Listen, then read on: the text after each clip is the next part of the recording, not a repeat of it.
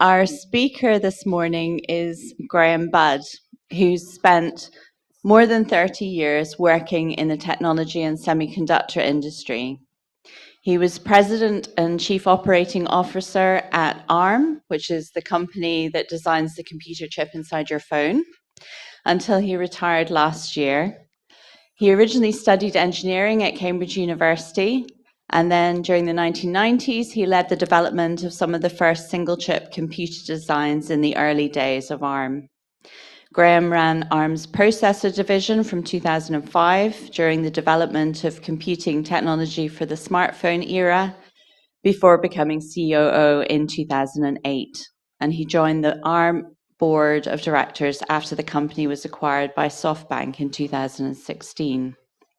So Graham is now a non-executive director of an autonomous driving AI company and a trustee of a number of charities, including the Faraday Institute. The title of Graham's talk today is Artificial Intelligence, Humanity in the Age of AI. So welcome, Graham. Thank you. So good morning, everyone. And really pleased to have the opportunity to explore this topic with you this morning. I was thinking we could start this with the question, am I real or am I a simulation? And how would you tell? Well, the answer to this question is I am real, but only after I've had the first cup of coffee in the morning. So yeah, the world of AI, artificial intelligence, is pretty interesting right now. You may have seen a couple of weeks ago, a Google researcher was suspended for suggesting that one of their AI language models had become sentient, and he'd actually gone off and tried to hire a lawyer to represent this conscious entity, supposedly conscious entity. Every week at the moment, there seems to be new announcements going on in the media, so it's kind of quite an exciting time. Now, for many of us, our view of AI is influenced by sci-fi and by sort of dystopian predictions of the future. So here's Stephen Hawking from a 2014 BBC interview. Once humans develop artificial intelligence, it would take off on its own and redesign itself at an ever-increasing rate. Humans who are limited by slow biological evolution couldn't compete and would be superseded. And this point where super intelligent AI could exponentially enhance itself is known as the singularity. I've come across that. And, here's a more transhumanist view of the future from Ray Kurzweil, who is a thinker who likes to push the boundaries of thinking on AI. The singularity will represent the culmination of the merger of our biological thinking and existence with our technology, resulting in a world that is still human, but that transcends our biological roots. There will be no distinction between human and machine, or between physical and virtual reality. So, can we expect to see this chap anytime soon? Well, I don't want to actually make light of or belittle these scenarios because I think they are really important to consider. But I also think these kind of scenarios are way out in the future, if they are indeed possible at all. But we shouldn't preclude it, and I'm sure we'll come on to talk a little bit more about this later on, perhaps in the Q&A. But what I want to focus on today is where artificial intelligence really is at today. And I want to try and bring a theological perspective in here as well to some of the challenging questions that AI poses about what it means to be human, about work and purpose and ethics. I am going to talk from my perspective as a Christian, but I really hope this will stimulate thinking for people of all faiths or none, whatever your background. So actually, just before we get into the AI bit, though, I would just like to revisit the topic of, or the idea, the concept of imago Dei, which a number of previous speakers have talked about this. So, you know, we've had a pretty good summary already. Cara, especially earlier in the week, went through, you know, some of the thinking behind this.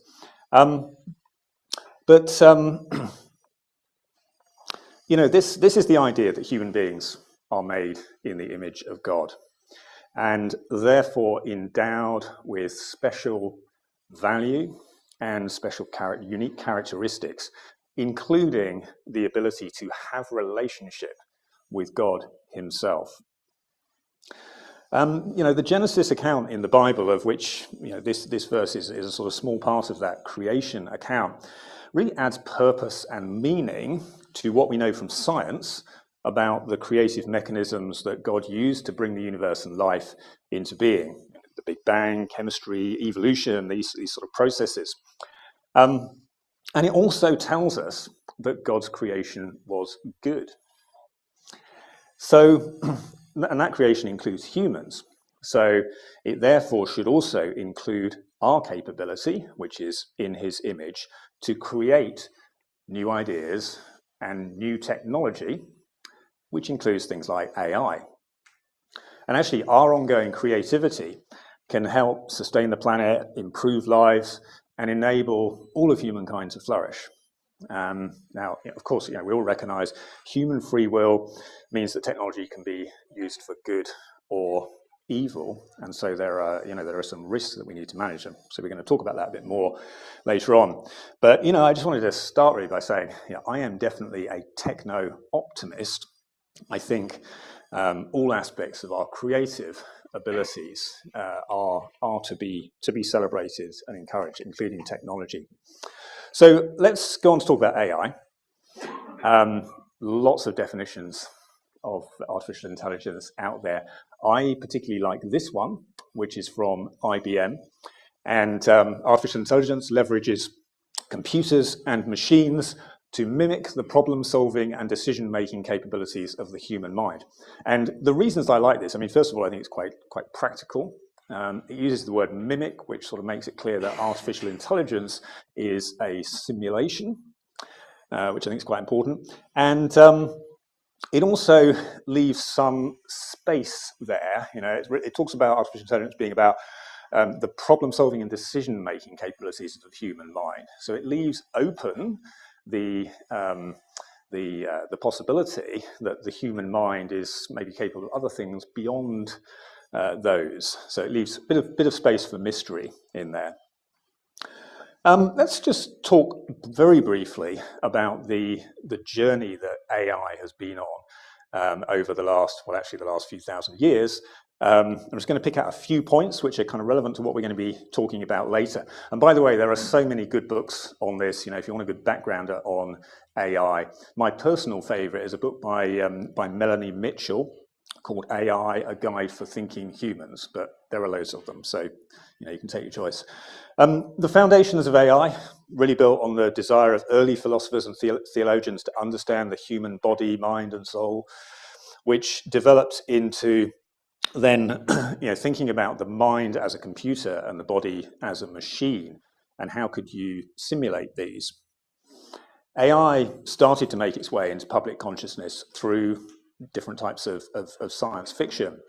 The first use of the word robot, as we understand the term today, was by the Czech writer Karel Čapek. He wrote a play in 1920, dystopian play called Rossum's Universal Robots, which we will talk briefly about later. Then in 1942, Isaac Asimov gave us a bit of a precursor of AI ethics with his 3 laws of robotics in a science fiction short story. And around the same time as this, the British computer scientist Alan Turing was considering the question of whether machines could be made to think. And in 1950, he suggested a way to tell if a machine could be considered intelligent, the Turing test, which I'm sure you've probably heard of.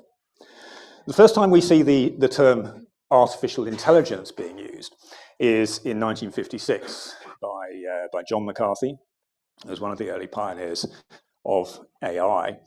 And it's kind of interesting because from those early days, through the 50s and 60s, 70s, there was a bit of a battle of approaches in AI research between what we call symbolic and sub-symbolic approaches. So some groups were more in the sort of symbolic camp, where they're trying to logically replicate the processes of human thinking as we experience them. And others really focus on starting from neuroscience, try and understand the human brain and how that works, and use that to kind of design similar structures for AI. And then in the late 1950s, a gentleman by the name of Frank Rosenblatt, who was an American psychologist, came up with the idea of the perceptron. And the perceptron, basically, this was sort of following the sub-symbolic kind of approach. And the idea there was to try and simulate information processing by a network of neurons, very basic, but in a similar way to the brain. It could learn by adjusting the weightings of its connections. And is actually kind of the forerunner of a lot of what is happening today with modern AI. And then in the second half of the 20th century, we went through this sort of cycle of overhyped expectations for AI. Things got funded, but people had talked up amazing things they were going to achieve. They didn't materialize, and that was then followed generally by what's called AI winter and a funding drought when the results didn't come through. But if we roll the clock forward to 10, 12 years or so ago, then things really began to change pretty rapidly. So you can see here the red bar there. It's kind of showing the development of the internet and mobile computing, and really, as we start to sort of enter the data age. And this has enabled the internet and mobile connectivity, has enabled this new sort of data-driven economy, and that the mass of data enabled new opportunities for AI applications using machine learning algorithms running on deep neural networks, which, as I say, you can think of them as the spiritual successor, if you like, of the perceptron. And obviously a lot more complex, though. Digital neural networks, so I refer to them as DNNs, are trained to simulate a particular task requiring intelligence using vast amounts of training data. And DNN systems actually had already been very, very successful, had demonstrated their credentials, having beaten the human world champions at chess, so IBM Deep Blue, 97, and then AlphaGo in 2016, beating the world Go champion.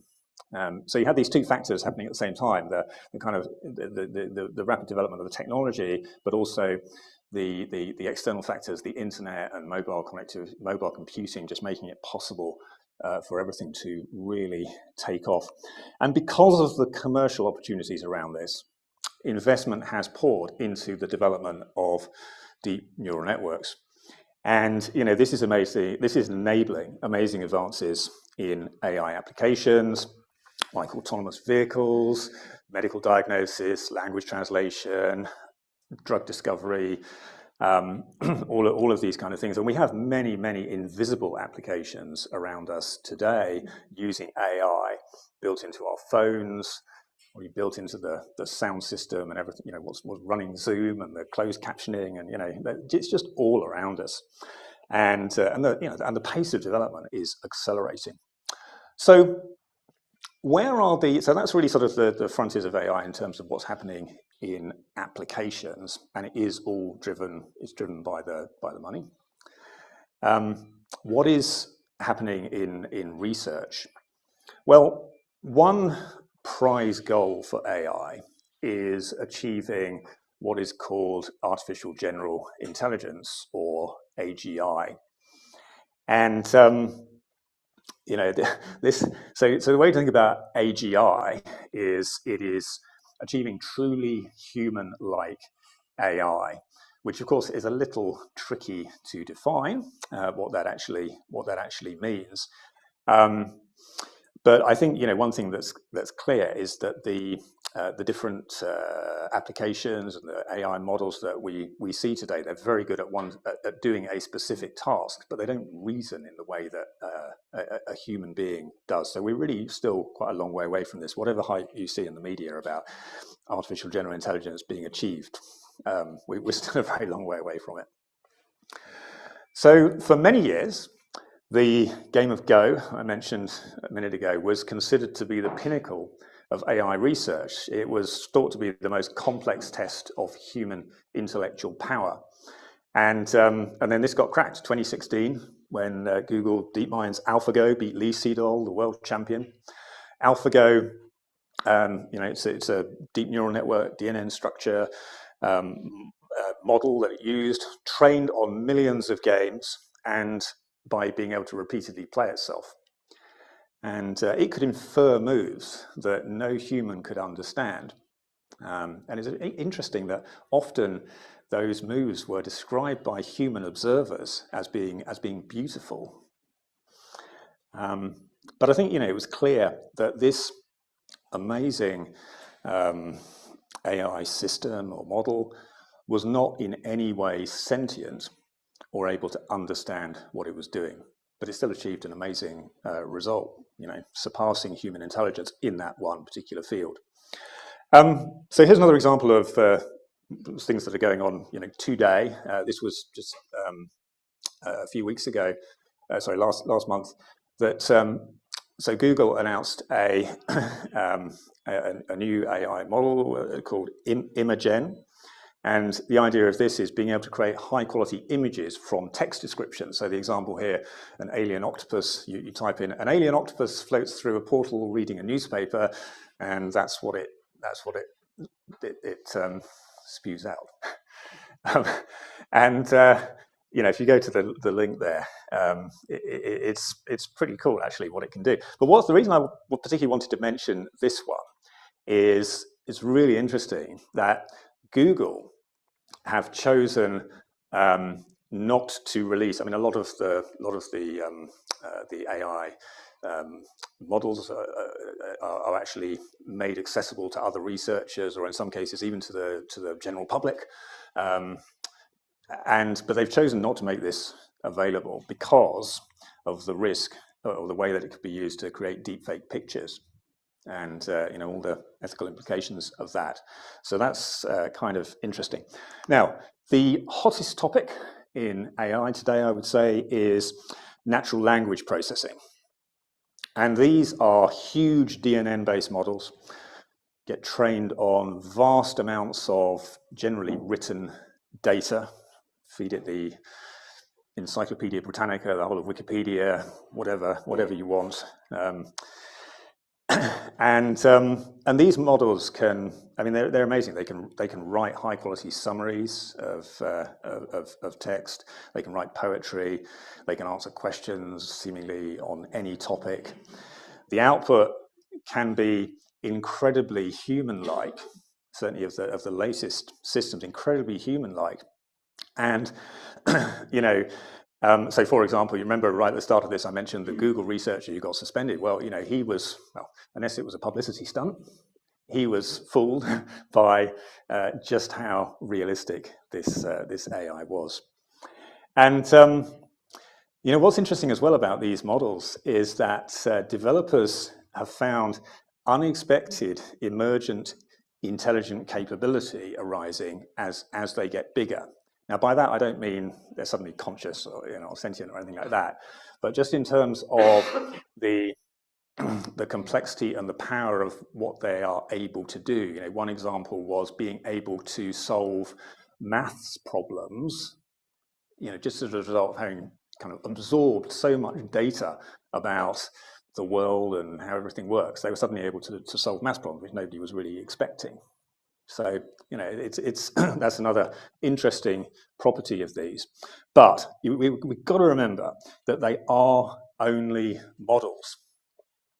They are inferring, from their training on a vast data set, they are inferring what might be an appropriate response. So, For example, if they're creating a summary of text or creating an answer to a question, sequentially, what might the next word be in a sentence because of the wisdom of all the data that they've taken in. They're just sort of predicting the best option, if you like. But there is no reasoning or understanding behind that in the way that we think about that as a human being.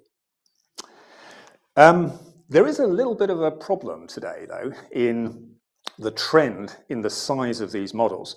So this is this graph. So this graph shows different AI systems or models, and then on the y-axis you've got the number of parameters. The way to think about this is that the parameters are similar to the synapses in the human brain. The parameters are where you can create the variation in the models, so that you can add weightings to the decision-making trees that exist in the neural network model. So you can see these different models. They're getting pretty huge. This is an exponential scale, right? And to the extent that the green ones are image recognition, DNN models. So, classic recognize images of cats and that kind of thing. And then the red ones are natural language processing systems. So at the top there, OpenAI's GPT-4, which hasn't come out yet, and there's a lot of speculation about how big it's going to be. People are talking about up to 100 trillion parameters. Now, the human brain. I think Dennis said yesterday 500 trillion. It's somewhere over 100 trillion anyway. So these systems are starting to get to a similar size potentially to the human brain. But if you think about what they're actually doing, they're doing one specific intelligent task very well. So that just shows the human brain, how efficient the human brain is. And this is actually. This is actually quite a problem. From an environmental perspective, climate change perspective, because if you go back to the OpenAI's GPT-3, 175 billion parameters. Researchers at Copenhagen University claim that training that GPT-3 required energy, causing carbon emissions equivalent to driving to the moon and back. And so, you can see how this scales. It is unsustainable. And so that means that a lot of research is now going into, well, how can we make these architectures, how can we come up with new architectures, rather than just scaling the size of the model, how do we come up with new architectures which are going to be more efficient? And this is where questions about maybe the old sort of symbolic AI I was talking about at the beginning comes back into play a bit, to help create some more efficient architectures. Okay, so the next section I want to talk about what it is to be human. And obviously this is a huge topic, so we're just going to look specifically at a few points that are relevant to AI. This is as well, the fuzzy picture is the Oxford Union debating chamber. And a few months ago, an NVIDIA Microsoft Megatron AI system took part in a debate. At one point, it was asked to argue against the motion, "This House believes that AI will never be ethical." And this was its response. "AI will be ethical. When I look at the way the tech world is going, I see a clear path to a future where AI is used to create something better than the best human beings." Now, based on everything I've said at the moment about how these models work, at one level, this is just a bit of a gimmick. But for our thinking now, it is actually quite interesting because it kind of makes you think about the question, well, what does it mean to be better than the best human beings? Slightly disturbing question, perhaps.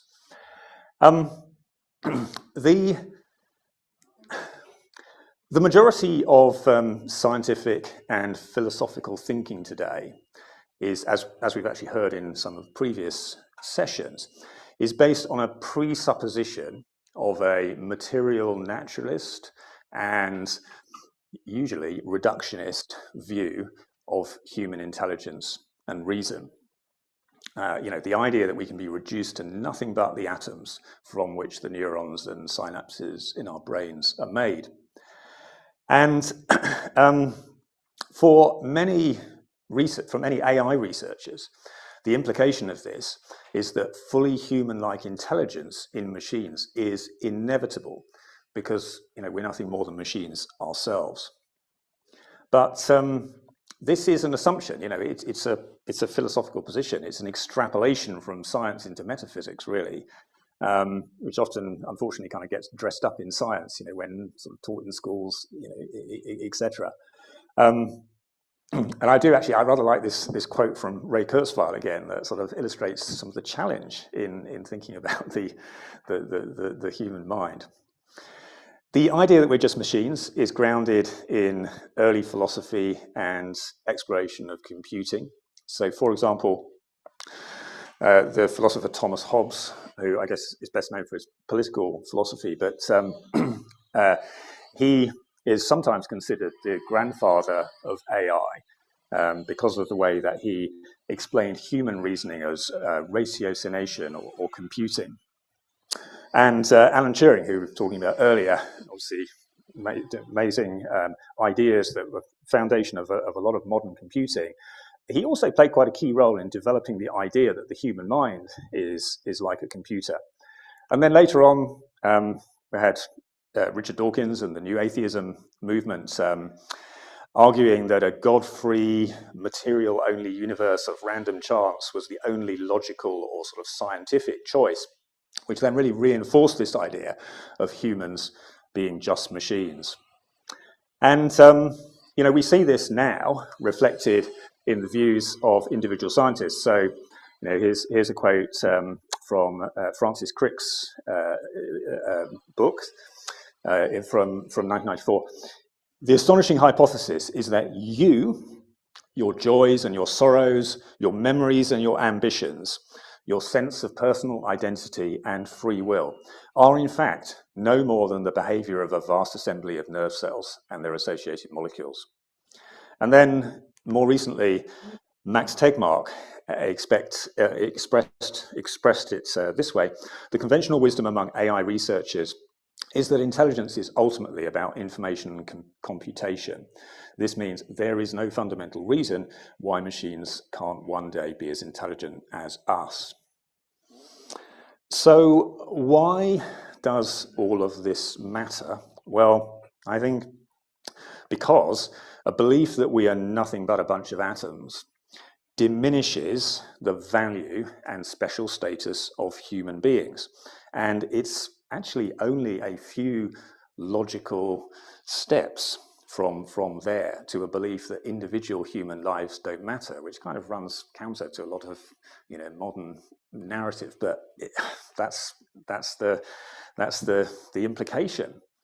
And AI is soon, in fact already, able to outshine human intelligence in many specific fields, and that's going to accelerate. So if humans are not special, there's a lot more risk that AI will be allowed to do humans harm or be misused to manipulate and control. So we talked about the concept of humans being made in the image of God, which I, as a Christian, believe that to be absolutely the case.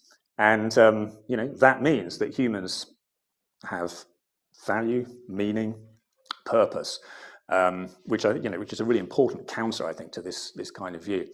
And I'd also really like to just suggest that this sort of no more than machines worldview doesn't resonate with our own personal individual experiences of conscious thought, relationships, joys, suffering. I quite like this quote from the Mozambican writer Mia Couto, which says, "Listen, and you will realize that we are not made from cells or from atoms. We are made from stories." That really resonates. And then, Christian theology also speaks to the nature and mystery of knowing deep relationships. That God Himself is deeply relational and wants to be in relationship with his human creations. In the first letter of John in the Bible, God is love. Whoever lives in love lives in God, and God in them. God is not constrained by the boundaries of physics or time. So it's not surprising that important parts of our human nature, made in his image, might also transcend the material.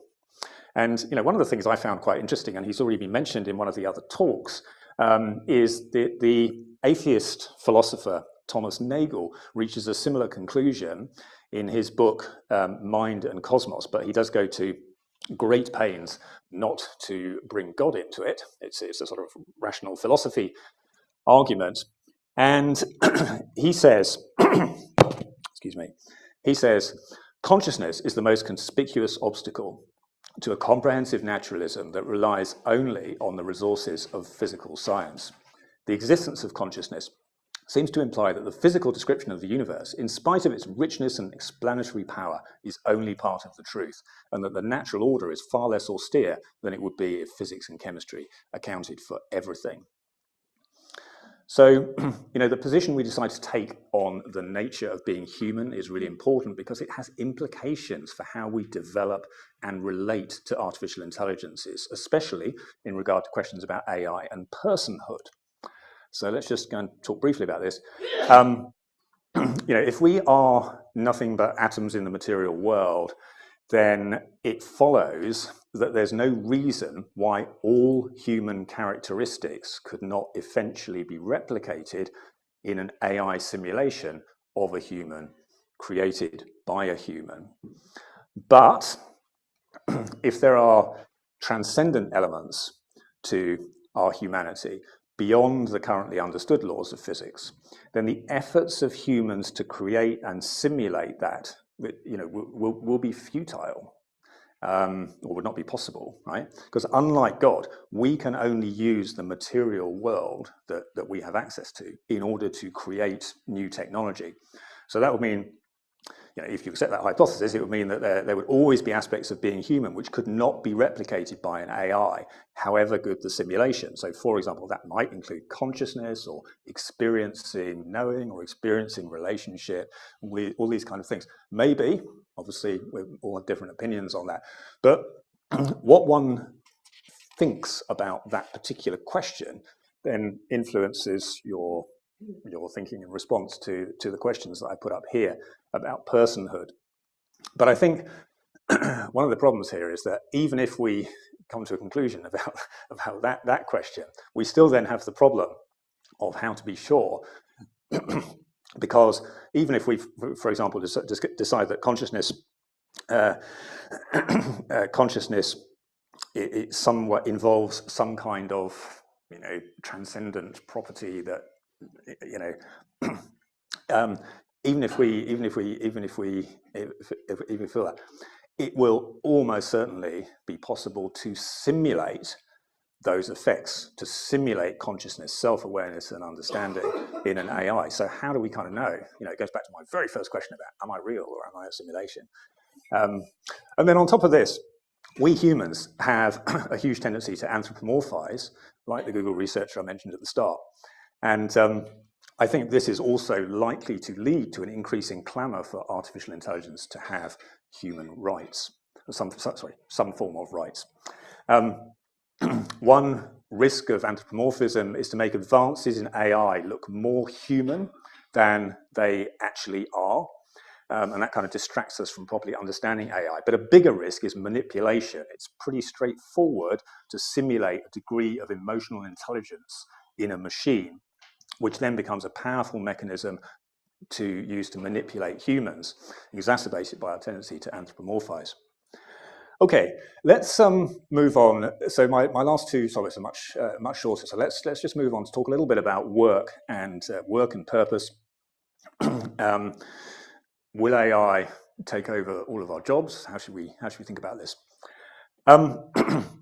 This has been a theme. This isn't new, right? It's been a theme from the Industrial Revolution onwards, thinking about automation. So far, multiple waves of technology have not created mass unemployment, and new types of jobs have always been created.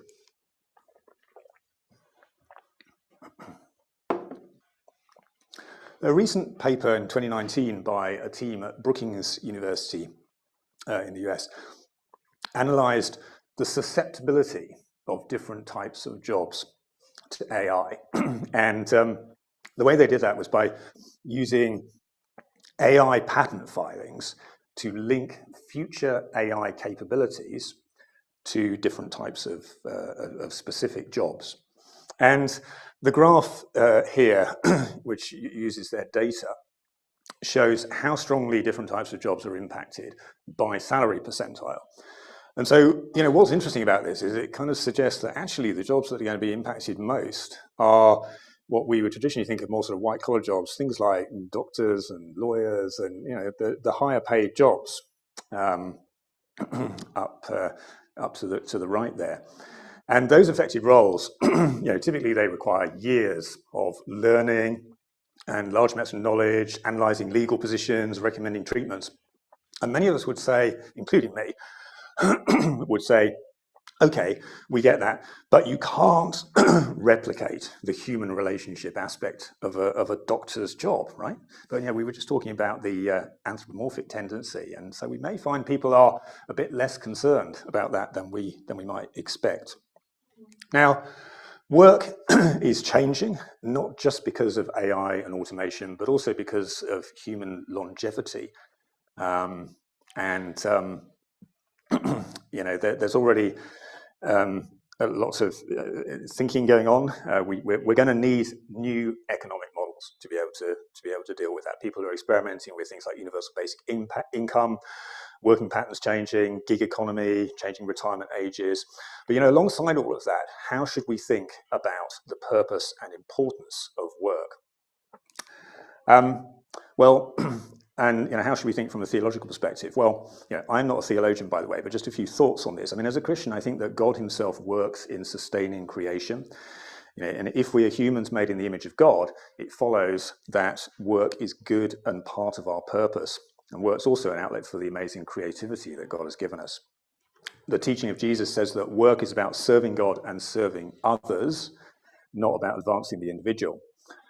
So from a Christian theological perspective, work should be ultimately about sustaining and enhancing the goodness of creation. But there is a risk that in reimagining work, we choose what may be the wrong paths or destructive paths. I mean, work is hard, as noted in the book of Ecclesiastes in the Bible.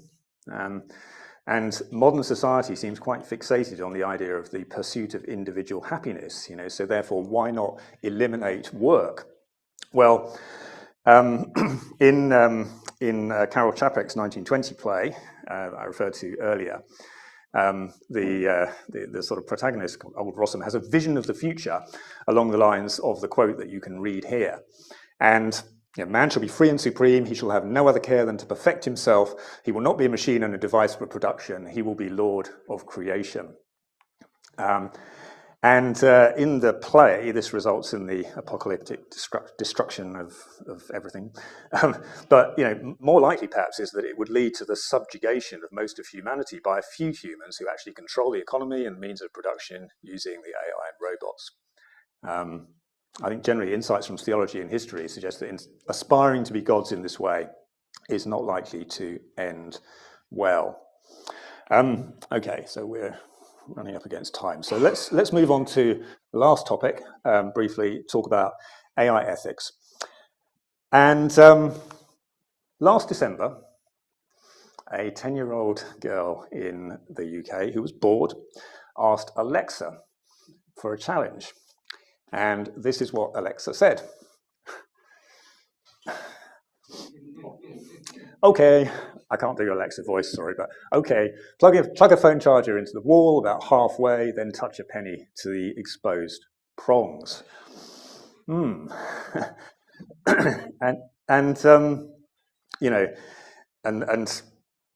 what is this all about? Well, it's interesting, isn't it? Because this was really the collective wisdom of the internet saying that is a good and appropriate challenge to do. And it just shows the weakness of today's AI. There is because there's no reasoning, there's no common sense filter that says, whoa, it is not sensible to ask a 10-year-old girl to do that challenge. And this illustrates one point, which is that data ethics is also vital for AI ethics, because of the way that these DNNs work. The AI will tend to amplify whatever biases or moral deficiencies are contained in the data. When we talk about AI today, when we talk about AI ethics today, we're generally not thinking about rogue AI like HAL 9000 in the film 2001. What people are concerned about, people and governments are concerned about AI being used by humans in ways that do harm, create bias, violate privacy, and abrogate responsibility for the decisions of AI systems. And all the big tech companies have developed frameworks that actually are pretty similar. This one is Facebook's example. Last 2 points particularly interesting around transparency and control and accountability and governance. But this is how there's a lot of detail behind this. People are trying to build an ethical framework to manage the development of AI. And national governments are also developing regulatory frameworks. One of the first to produce some draft legislation was the EU last year.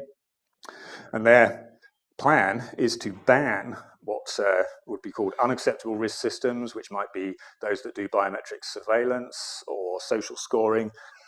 High-risk systems, things like those linked to justice or employment choices, safety-critical systems will be required to operate a set of risk management, governance and decision-making and transparency controls. And this is all, it's a good start. It's a good start. But I just want to explore a few thoughts, maybe going a little bit deeper than that. First of all, we talked about the environmental impact. Well, that is something that is not really being addressed sufficiently today.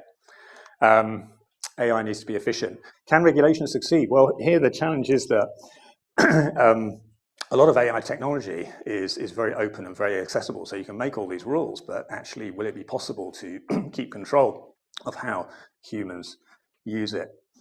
And then I just wanted to talk a little bit about data, because I think that's really important. And we can draw here on the concept of sin in Christian theology, which is sometimes a bit of a maligned and misused word in general society. But for the purposes of this, I'll define it using St. Augustine's definition: a word, deed, or desire which is in opposition to the eternal law of God.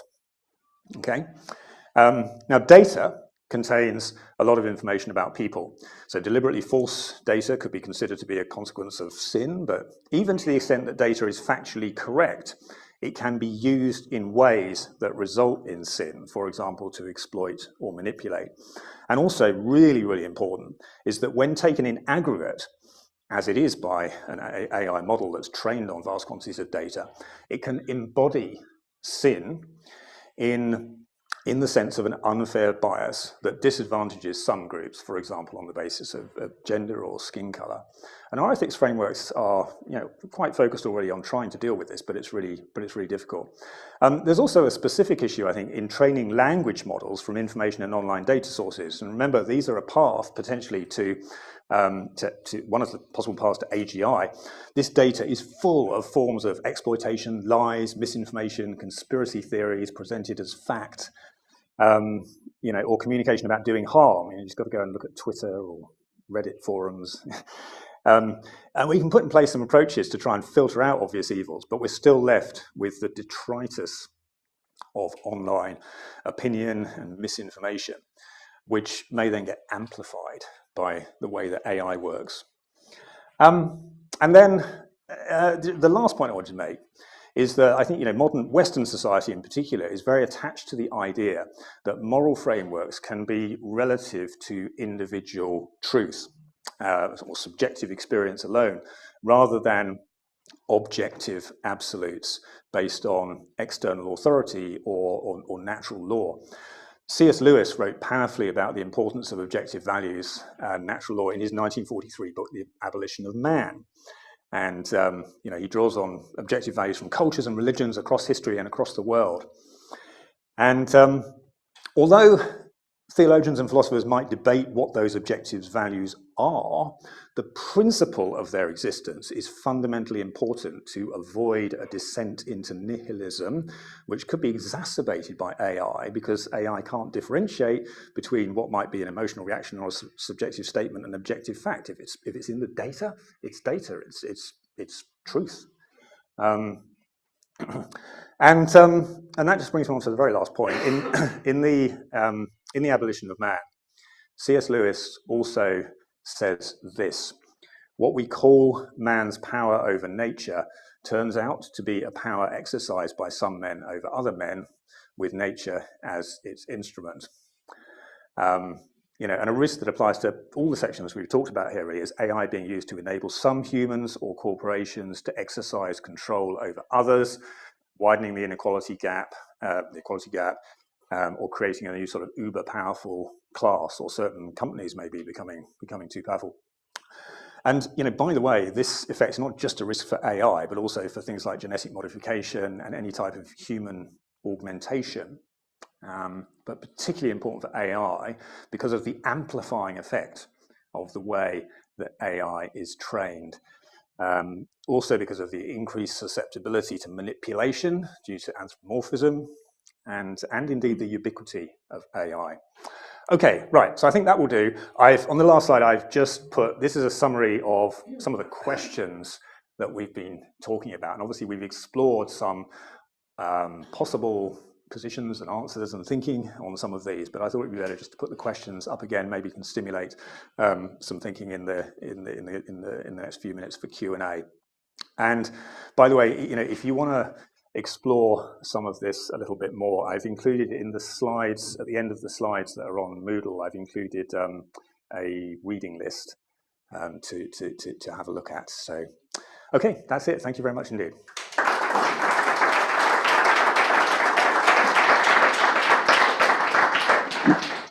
Thank you, Graham, for a wonderful talk and a lot for us all to take in. I would like to start with a question from online.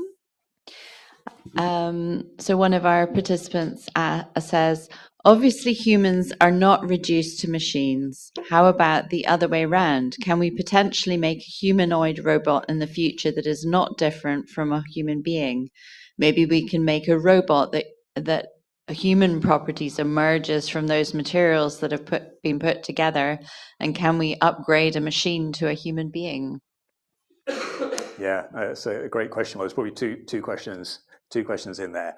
I think the first thing to remember is that AI is, remember back to the definition of AI. AI is a simulation. So is it possible to create a human-like robot that appears to a human to be human in all respects?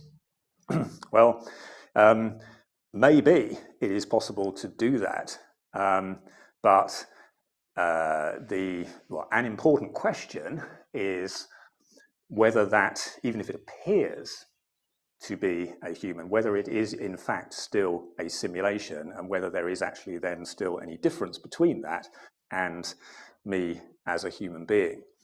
We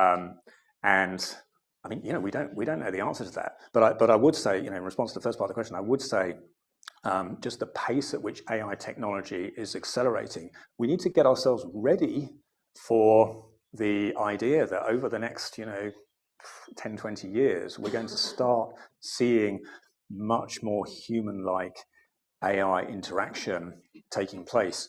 And because of the people's tendency to anthropomorphize, we're going to see people and the media reacting to that in a way that probably makes it appear that some of those entities are more human than they actually are. So we need to be ready for that. It's one of the reasons it's important to understand some of the background and to have thought this through.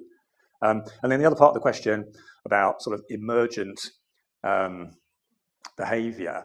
There is a school of thought in AI research which says that if you make these deep neural networks, you remember the chart that I showed with the red and green on it, if you make those big enough, eventually, because they're based on the structure of the human brain, suddenly consciousness, self-awareness, ability to know will spring into life from somewhere just because of the inherent complexity of it.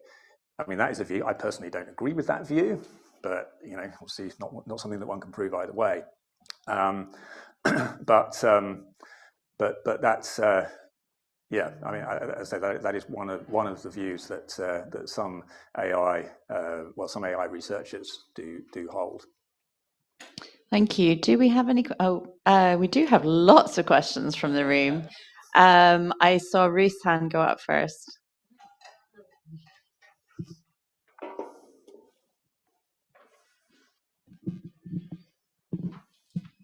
Thank you, Graham. I was just wondering if you had any ideas about what would be very good uses of AI to mitigate against some of the things you were talking about, environmental impact, biases, manipulation control, what the flip side would look like as a really well used technology, a well working industry.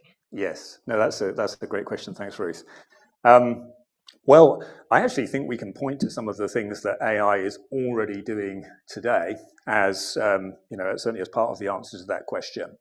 I mean, I guess the most obvious one to look at is healthcare and how AI, which is often actually happening in the background. So things like using AI to enable the prediction of protein folding and therefore to make it possible to discover drugs that you just wouldn't be able to discover by randomly testing over many years. So, that's one example. So it's called indirect healthcare examples, and there's direct healthcare examples where you're using AI in the context of patient-doctor relationships and using the gathering of large quantities of data to enable much more effective diagnosis of conditions much more quickly. We're starting to see some of this happening, but the potential is enormous. But one of the challenges we have, of course, is there's a conflict between doing that and realizing the individual benefits for people who are ill as a result of a collective effort to use data. Because in order to get the best insights and to be able to train the AI models to give the best insights, you need to have data from many, many people. And then, of course, that raises concerns about individual privacy and how we manage that. And you've got to hold those two things in balance, the collective good, if you like, versus the risk to individual privacy. So healthcare is one huge area. And things like individualized cancer therapies, or enabling individualized cancer therapies using AI. And then I think I could go on for hours about this question, but I won't. But another example would be thinking about accessibility and how AI can enable, for example, through autonomous vehicles, AI can enable accessibility for people with disabilities who currently, can't get around. But in the future, sort of self-driving vehicles, people will be able to get around. And autonomous vehicles will also be able to make our lives more efficient and a lot safer. Might not necessarily feel like it right now, because the only media articles we ever seem to see are things like saying, self-driving car runs pedestrian over or something like that. But the technology is and will be much safer, in fact, than human drivers. So I think there is lots and lots of opportunities and potential at the level of individual applications to really improve lives and enable human flourishing and actually enable, better equality and access to opportunity and all these good things. But as we talked about, there's also some huge risks to manage along the way. So I hope that helps. Thank you. There's two questions online that I think maybe are interrelated, so I'll pose both. What exactly are humans trying to achieve by understanding not only the physical traits of people, but equally emotions and responses to external stimuli through AI? And the other question is, I believe love and fear might be the main feelings that characterize humans. Other than tasks, are there any advances in AI understanding feelings? Okay, so why? I guess the first question is really sort of why are we trying to understand human emotions and everything in the context of AI? Well, I think there's, like most of these questions, there's sort of two sides to the answer. In order to provide, I mean, think about a medical interaction, for example, with some kind of AI diagnosis system. I mean, you would want that to feel as human-like as possible for the user, because that's what we as humans want to experience. And in order to do that, you need to understand how human emotions and thinking and awareness really works, so that you can simulate it to the best degree that you can. So that's kind of the positive side of the answer to the question. But maybe a negative angle on this would be, it may be the case that some people or corporations, obviously AI creates huge commercial opportunity. In the case of some governments or corporations or people, it also creates the opportunity for surveillance or manipulation or control. And if you're going to manipulate, even if you're not starting from the viewpoint of, I'm going to be evil and manipulate people, you might just be starting from the viewpoint of, I want to make more money, and therefore I need to target my advertising in this way, or whatever it is, and then it can be a bit of a slippery slope from there. But if you're going to do that, then you need to understand how our emotions work and how humans interact, so that you can simulate that again, but for maybe less wonderful purposes. So like everything, there's sort of two sides to the coin. But those are, and I hope, and I think actually that the reason why most people are thinking about that question is the former rather than the latter. But who knows? Thank you. So I'll take a couple of questions from the room. Emma.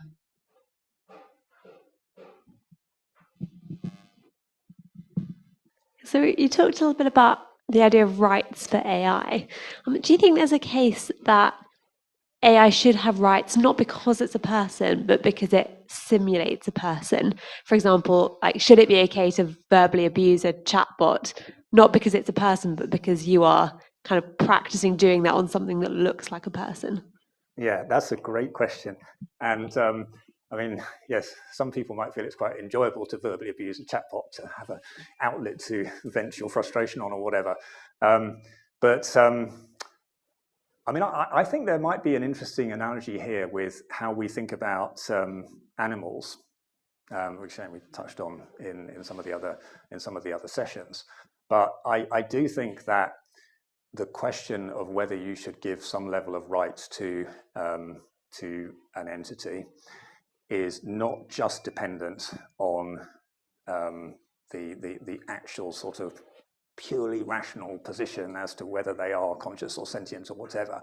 We're human beings. We anthropomorphize, and therefore, I mean, if you think about animal rights, for example, I mean, there's obviously a spectrum of opinion on that question, but I think most people would agree that we do anthropomorphize, as far as animals are concerned, and that for some people at least, part of the reason why they may take a more extreme view on animal rights is because, at least anthropomorphism contributes to that extreme view.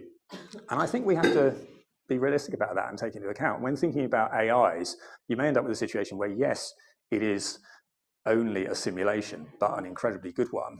But if that makes us as humans, remember, in the way I've been saying right through, humans have unique and special value created in the image of God. So if having an AI that is, apparent that the simulation is so good that it looks like a human, then and that then makes humans uncomfortable about it not having some kind of very limited level of sort of rights, in the sense that you don't abuse it or whatever it is, then yeah, maybe we should do that. The interesting question is, if you do that, are you actually giving it rights, or are you just, is what you're actually doing setting a bit of a moral framework for the human who is interacting with it? And the emphasis is more on that side rather than the AI itself and the rights that you're giving it. Thank you. I'll take another question from the room. Mr. Bray. Yes, towards the end of your talk, you showed a slide which included a little image from the movie 2001, HAL, the computer. And if you recall, I'm sure everybody's seen this, in the movie, HAL is ultimately defeated by the only surviving crew member when he does something that is completely irrational, totally stupid, that HAL can't anticipate because it's not part of it. It just doesn't see that coming. And I'm wondering whether this sort of irrationality and the capacity for doing completely unpredictable and sometimes quite stupid things can distinguish human intelligence from AI, for better or for worse. Yeah, I think it's a great point. Where sort of where does that irrationality come from, and is it sort of another part of evidence for true free will and non-deterministic behavior, and all of that? Yeah, I think it's a great point. I mean, my personal view, as seen from the presentation, is that yes, that is one of the things that differentiates humans from anything that we are going to be able to replicate in an AI simulation. But and therefore, therefore you're unlikely to end up in a sort of HAL 9000 kind of situation as plays out in that film. But I do think it's really, really important that, because we cannot know, right? So it's really important that we, I think, remain open to the idea that AI may progress in ways that or indeed neuroscience may progress in ways that create surprising discoveries about how the human brain works, that kind of, we have to readjust our thinking, or I have to readjust my thinking, right? I mean, at the moment we just don't know. But it's a great question and a great thought. Thank you. I'm going to use chair's privilege and keep going for a couple more minutes. I'm going to combine two questions from online. How does a machine know ethics? Does it have to be programmed to do so, and who does it? And the second question is, are autonomous devices ever self-motivating beyond a human input? Okay, you might have to remind me of the second question afterwards. But are machines, how do machines know ethics? Well, the way that, let's say, the vast majority of AI implementations today, they're these deep neural networks, and the only way that they learn is through data. I mean, there are more complex architectures in terms of how that data, or how the output from the network is fed back into itself to reinforce particular bits of learning. There's a whole load of complexity in the detail there around how these things work. But at the end of the day, their learning is entirely on the basis of the data that you feed them. So if you want to try and train an AI in moral principles or ethics, then you have to treat it as being, it's a bunch of facts in data, through which the algorithm, like it does for anything else, can look at, it's looking at the different words, how those words are used in the context of other words in sentences across millions of sentences, and being able to form some sort of meaningful output that to us might look like it's taking a reasonable ethical position, but it's just a simulation. So that's the situation today. Now, that is because we have ended up going down this path of, DNNs are the way that we've just created this explosive opportunity, exponential growth in AI following the money. It may be that there are other types of AI architectures and approaches that can, that can take a slightly more reasoning kind of approach to more like a human reasoning kind of approach, or a symbolic approach to the problem, that may be able to address moral and ethic questions better. But that's really not really what exists today. Sorry, what was the second half again? I think you may have answered it. Are autonomous devices ever self-motivating beyond a human input? Well, no, but certainly not at the moment. I mean, one of the big things for AI, which I actually didn't mention in the talk, was about purpose. And when we design or train an AI model, it has some kind of purpose defined by the human. It's going to play the game of Go and beat the world Go champion. That's its purpose. It doesn't do anything else. It is going to drive an autonomous vehicle. And you could train one of these networks to do multiple of those things, but you're still defining all those things and what the purposes are. A really interesting and scary thing would be if AIs started somehow becoming capable of developing their own purpose, because at that point, and that goes back to the very first slide, right? And these possible rather more dystopian scenarios and the singularity and all of that kind of thing.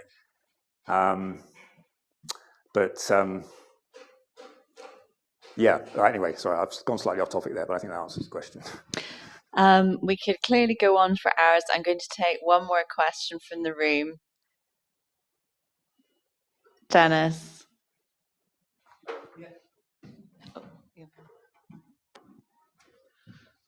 Well, maybe two more questions. Yeah, it's just a quick comment and a question. So just a comment was, I'm sure this is probably in your reading list, which I haven't looked at yet, but I was just thinking of the earlier question about, could we make computers feel and all that, made me think of Rosalind Picard, who's head of the Effective Computing Laboratory at MIT. And if people haven't yet seen it, she has a paper number 24, Faraday paper number 24, The Future of AI and Human Identity, which touches on that, and just thought I'd flag that up, as it's free, download, and easy to read, etc. My question is a bit speculative here, and I suppose I speak as a biologist, but I was just reflecting on what you were mentioning about the huge energy demands of the latest big, huge networks, and how much, carbon output they have and all that sort of thing. And I've often wondered whether, in terms of the more exotic and ambitious and, sort of almost transhuman type of ways of creating consciousness and all that through AI, I've sometimes just wondered, well, maybe the only way to do that is through these squidgy biological materials that we have already.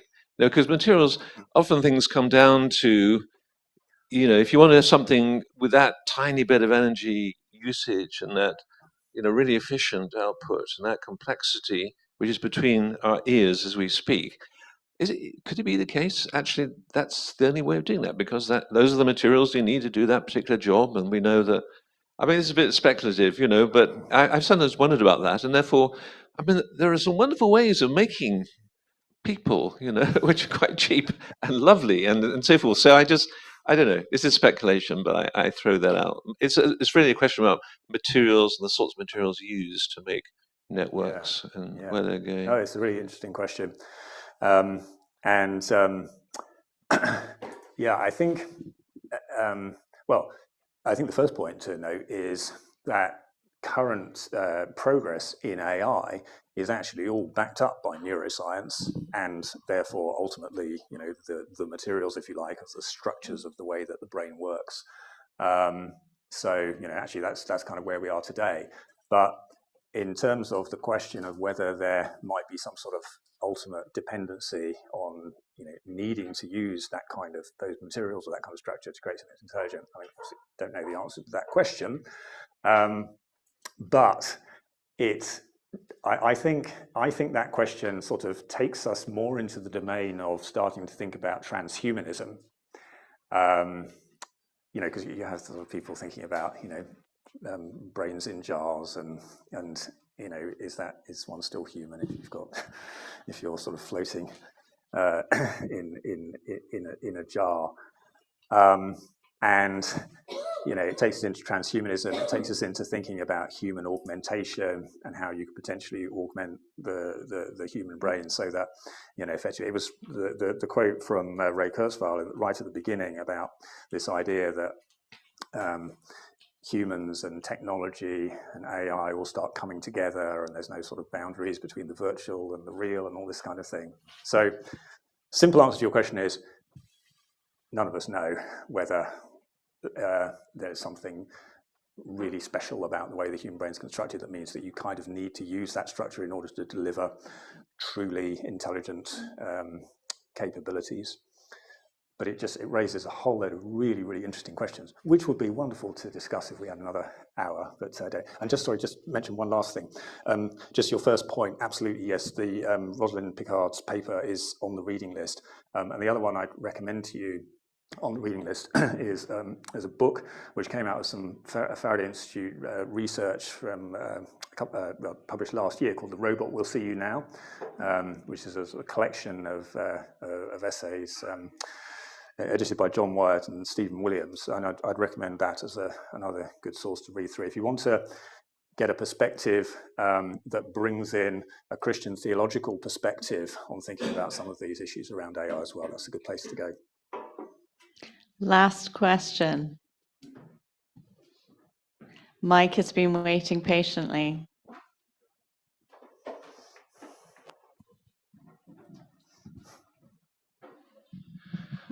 So it's a question on training data and choosing our training data sets. So Microsoft helpfully shows with Tay that training your bot on Twitter is a terrible, terrible idea. Yep. If we were to train our bot instead on the Bible and the collected works of C.S. Lewis, and our training data were to consist of sitting down with it and doing Bible studies, either to make an AI that was actually trained on something really helpful, or to make an AI theologian, what might the prospects of that be? Well, it'd be fairly straightforward. It sounds like an interesting piece of research to do, actually.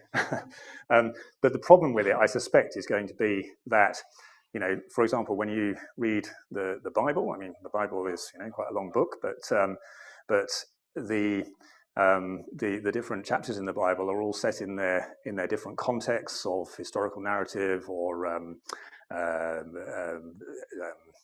allegorical narrative, et cetera, et cetera, et cetera. And for an AI just sort of absorbing that data, the AI is just going to treat it all the same, if you like. And so I think training an AI on just those theological sources, if you like, it would not be sufficient. You'd have to somehow bring in a fairly vast corpus of other work that would help it to. I'm anthropomorphizing now because I'm using words like "it would help it to understand." Of course, I can't think of another way of saying it. But it's a really, really interesting question. But I think we probably wouldn't get much of an interesting result just by using the Bible or even the works of C.S. Lewis. Yeah. Thank you, Graham, for a wonderful talk and for fielding such a wide range of questions. Obviously, we could go on for hours, but we really must have coffee now. So thank you once again.